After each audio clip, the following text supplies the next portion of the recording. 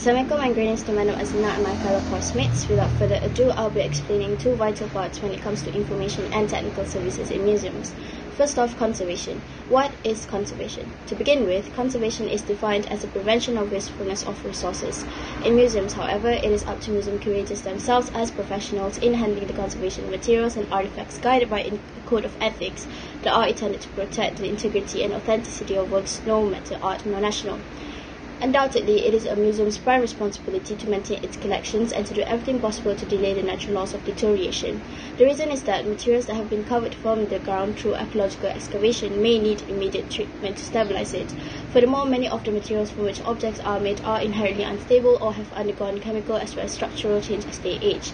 As a matter of fact, new and shifting environments can accelerate these changes, which in this case temperature, light, humidity, and human, along other biological factors, will need to be controlled. In addition, conservation also involves the treatment and, where feasible and acceptable, restoration of objects as nearly as possible to their former condition. As such, most large museums have their own conservation laboratories, that is where conservation, preservation, and restoration work is carried out along with some take-on projects for other museums as well. For instance, the British Museum, the institution itself, has a separate department of scientific research that is to support the museum's academic and conservation work. By providing advanced scientific equipment for the analysis, dating, and identification of materials, this allows the institution themselves to accomplish their conservation along with preservation projects more thoroughly, alongside gaining new information in matters of making sure the materials are taken care of perfectly. There are some museums being served by independent conservation laboratories, an example which is the Canadian Conservation Institute in Ottawa, that uses a fleet of mobile laboratories to attend to museum collections in many parts of the country. Accession, however, is another part of technical services that are being offered in museums, defined as new items that are being added to an existing collection of books, paintings, or artifacts. This particular service plays a very vital role in acquiring objects for certain categories and of a certain quality to be accepted into the collections through a collecting policy under those museums themselves. To initiate this process itself, museums may acquire objects through several ways, including donations, gifts, bequests, wills from certain people, purchases, transfers, exchanges, and field collections.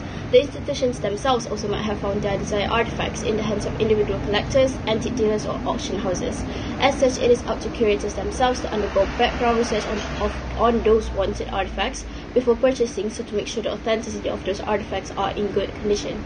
Other than that, some museums will choose specific themes that fit well with items in their permanent collection. Due to this reason too, curators will be doing a thorough background research to pick and choose artifacts that will fit with the chosen themes. The curators themselves will also choose necessary key pieces from suitable. Assalamualaikum and good day everyone. My name is Ime Hafiz bin Ishraf. I'm from KIM 1441A. Today I'm gonna talk about two technical services in museums. The first technical service is Finding Aids. Finding Aid is a tool that was made and designed by the museums to assist the staff members and the researching public to easily find and locate the object of their research or interest. Finding Aids can easily locate the searched object by going through the museum's collection to find what the staff members and the users are searching for.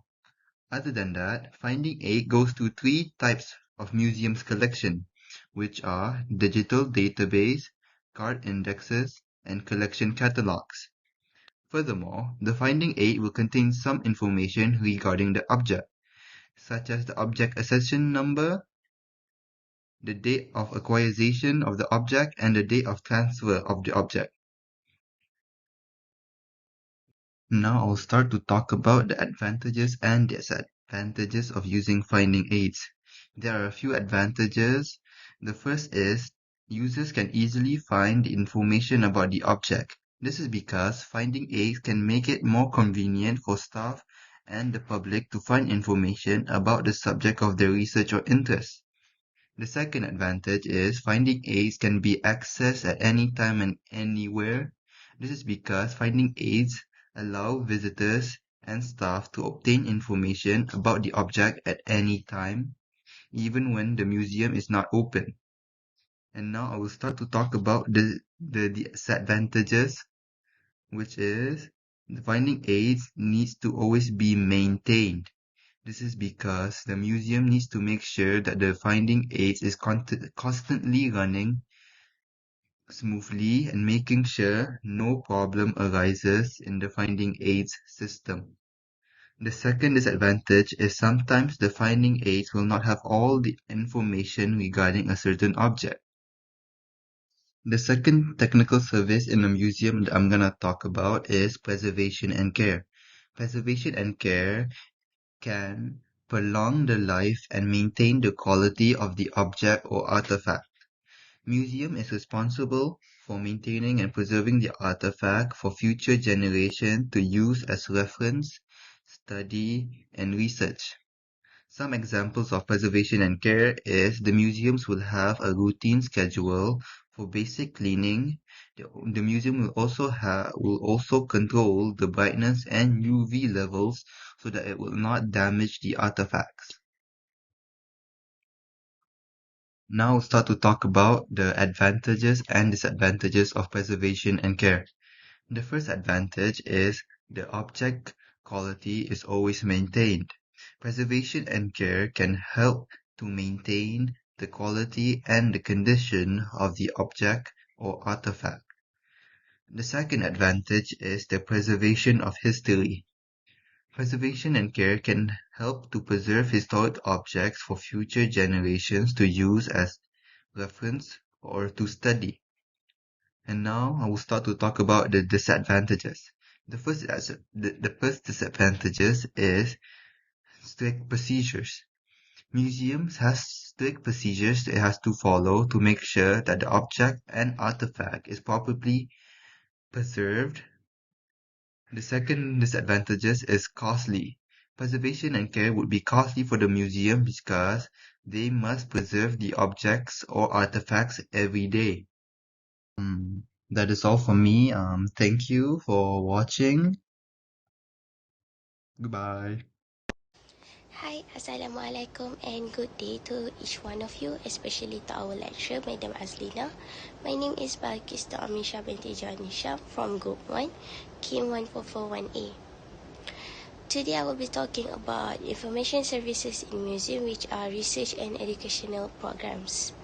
Firstly, museum is an information service organization where information about museum collection is just as important as the collection themselves. As knowledge repositories, museum store, knowledge as information service organization, they make this knowledge accessible and useful for their visitor. Enough with the introduction, let's get to the point, which I'll be talking about research in information services in museum. As we all know, one important use of museum is to extract as much knowledge as possible from the specimen, which are known as museum specimen, include genetic information from when they were collected. This historical information, which is very difficult to ascertain from samples collected currently, could be a valuable material for use in conservation genetics. Many museums publish quarterly journals, series of papers and books to make available the result of research on their collection. For example, Pustakaan Sultan Malaysia provide many different types of material and sources so users could use it. Next, we proceed to the next part, which I'll be talking about educational programs. Museums provide educational programs by organizing short courses, discussions, site visiting, and group work with enrich sharing ideas and exchange of practice between participants. Museums are important educational environment and offer a considerable learning potential. Collection exhibited in museum provide people in with a tangible connection with time, places, events, or people, and allow them to experience the evolution of human history and cultural heritage. That's all from me. Thank you so much. My name is Ahmad Noakim Beramli. I from KIM 1441A. Today I would like to be explaining two important parts under the information and technical service in museum. First, I want to talk about documentation. What is documentation? To begin with, documentation is a piece of writing that describes the application, purpose, creation, or architecture of a product or service.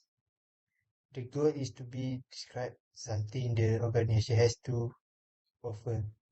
In addition, documentation is also important in the museum because technical museum collection can help museum manage their collection in the right way. Properly managed museum collection can effectively track their artifact. And furthermore, maintain inventory and provide unique identity, proof of ownership and security for museum artifacts. Now we go to for the example of documentation are including memo, graphic, letter, graph, report, newsletter, presentation, web page, proposal, instruction, review, press release and catalog, advertisement, handbook, business plan, policy and producer. In addition, the museum also has other type of documentation such as accession, inventory and conversation treatment. One of the benefits of having proper documentation in museum are for staff or curator themselves to be more true in organizing their collection in a specific order or till later on, especially if they're going through a conservation process on later. And another part of technical services that I will explaining is exhibition. Exhibition is more general sense in an organized presentation and display of selection, and the purpose of it is to be organized the collection of select item and display publicly for a broad audience. Other than that, an exhibition also focus on the identification, display, interpretation, and collecting. Moreover, museum exhibition can be categorized into large group according to the type of collection, and they display including fine art, applied art, craft, archaeology, and history. And now, what is important of exhibition in museum? Exhibition in museum is a holistical, scientific, artistic, and cultural display of treasure that shape our world. It makes us understand and appreciate our history and take pride in the achievement of the people who have come before us. Thank you.